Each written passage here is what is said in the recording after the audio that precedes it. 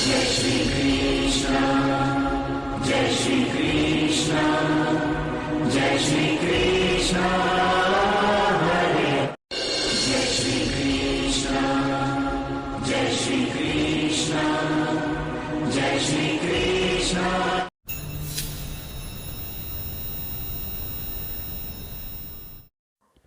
नमस्कार दोस्तों, अभिनंदन। स्वागत है आप सभी लोगों का आपके अपने चैनल भारतीय ब्लॉगर में। एक ऐसा समय जो हमारे सामने बड़ी मुसीबतों को लेकर के आया है, एक ऐसा समय जो नागरिक, मैंने आप लोगों को आज से 3 साल पहले एक वीडियो दिया था जिसके अंदर ये बात बोली थी कि एक ऐसा समय भी आएगा जहां पे शायद हो सकता है कि आप लोग विदेश जाना चाहें और विदेश ही आपको स्वीकार ना करे। आज उसी प्रकार के समय की उत्पत्ति होती हुई नजर आई है और आज वो के वो वर्ड सत्य साबित होते हुए दिखाई दे रहे हैं, क्योंकि एक घटनाक्रम जिसमें आप लोगों ने देखा कि यूएस में व्हाइट हाउस के पास में अटैक हुआ, यूएस में व्हाइट हाउस के पास में अटैक हुआ। 2 नेशनल गार्ड भी शायद यूएस सिक्योरिटी के हैं या नेशनल गार्ड है जो मारे गए, मैं न्यूज़ नहीं देख पाया हूँ ढंग से। तो उनके मारे जाने के साथ में एक बहुत बड़ा फैसला लिया जा रहा है ट्रंप के द्वारा, जो डोनाल्ड ट्रंप ये बोल रहे हैं कि अब थर्ड वर्ल्ड सिक्योरिटी, मतलब थर्ड वर्ल्ड के कंट्रीज, थर्ड वर्ल्ड के देशों को परमानेंटली बैन करने की बात हो रही है। थर्ड वर्ल्ड की एंट्री यूएसए के अंदर बैन होने वाली है। अब थर्ड वर्ल्ड की एंट्री अगर यूएसए के अंदर बैन कर देंगे तो इसका मतलब है कि इंडिया भी उसी में ही आता है। क्या इंडिया भी हकीकत में आगे जाकर के बैन होने वाला है? पूरी तरीके से समझेंगे इस बात को। क्या बोलती है यूएसए की कुंडली, क्या बोलते हैं आगे ग्रहों की विश्लेषण। तो जल्दी से चैनल को सब्सक्राइब कर लीजिएगा, बेल आइकन को ऑल पर कर लीजिएगा, वीडियो को लाइक करते हुए आगे शेयर कीजिएगा ताकि अन्य लोग भी इस जानकारी का लाभ उठा पाए।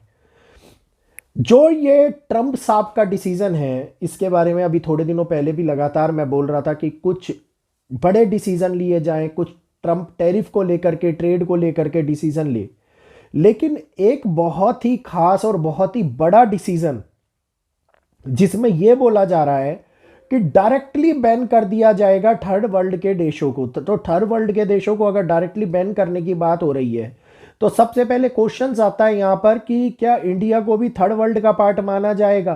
क्योंकि इंडिया को यूएस अगर बैन कर देगा तो ये बात आप ये देखिएगा कि दुनिया के अंदर आईटी इंजीनियर्स, कितने सारे बच्चे जो हमारे यहाँ से बाहर काम कर रहे हैं, उनको ऊपर कितना बहुत बड़ा इफेक्ट पड़ने वाला है। और ये इफेक्ट हम लोगों को दिखाएगा कि जो इक्वेशंस बनी है, ये डिसीजंस हकीकत में कब से कब तक है। क्योंकि ये डिसीजन की जो बात करी जा रही है वो बोला जा रहा है परमानेंटली बैन कर दूंगा। परमानेंटली से अभिप्राय आप समझते हैं कि ट्रंप सत्ता पर है जब तक नहीं, चाहे कोई भी सत्ता में आए तब तक, जब तक ये बैन ना हटे, जब तक ये बात करी जा रही है। तो अब इस समय के अंदर हकीकत में जो हालात डिस्प्यूट वाले क्रिएट हो गए हैं, दिखा रहे हैं कि सिचुएशन को पैनिकली लिया जा रहा है। और अब जो ये फैसले हैं, वो फैसले यूएसए की कुंडली की अगर मैं बात करता हूं तो कहा जाता है जल्दबाजी में लिए गए फैसले, षड्यंत्र की उत्पत्ति होती हुई दिखाई दे रही है। मुझे ऐसा लगता है कि जो ये असैसिनेट हुआ है, जो ये प्रहार हुआ है, इसमें कहीं ना कहीं, बोलने में ठीक नहीं लग रहा, लेकिन कहीं ना कहीं इसके अंदर यूएस से खुद ही इन्वॉल्व हो, इस प्रकार के माहौल को, इस प्रकार के घटनाक्रम को बनाने के लिए, अपने रणनीति को डायरेक्टली प्रूव करने के लिए इस प्रकार के हालात कुंडली के माध्यम से दिखाई दे रहे हैं। क्योंकि यूएसए की कुंडली बहुत बड़े षड्यंत्र को दिखा रही है अन्य देशों के खिलाफ। यूएसए की कुंडली यह दिखा रही है कि जो वन वर्ल्ड वाला सीन चल रहा है, यूएसए की कुंडली के अंदर ये स्पष्ट रूप से पता चल रहा है कि वो नहीं चाहता कि किसी भी तरीके से डॉलर को इंपैक्ट हो। देखिए करेंसी के कारण ट्रंप फैमिली को कितना बड़ा नुकसान पहुंचा है। 925 मिलियन डॉलर का नुकसान केवल क्रिप्टो करेंसी के कारण पहुंचा है। और अब जो ये फर्स्ट वर्ल्ड ऑर्डर या सेकंड वर्ल्ड ऑर्डर या थर्ड वर्ल्ड ऑर्डर की कहानी जो ये लेकर के आ रही है, ये शीत युद्ध के टाइम से चली आ रही है। और अब ये उसको दोबारे से दिखाना चाह रहे हैं कि हाँ, अगर ऐसा हुआ तो हम लोग इस टाइम के ऊपर ये फैसले लेकर के आगे लोगों को यूएसए के अंदर आने से रोक देंगे परमानेंटली। ये जब एक बारी इंडिया का वीज़ा बैन हो गया था, आप लोगों को पता होगा, और लंबे टाइम तक यह बैन रहा था। उसके बाद में ये बैन दोबारा से खुला था जब मोदी जी आए। अब दोबारा से ये परमानेंटली बैन है, तो क्या यूएसए ये देख रहा है कि इंडिया इन्वॉल्व होगा?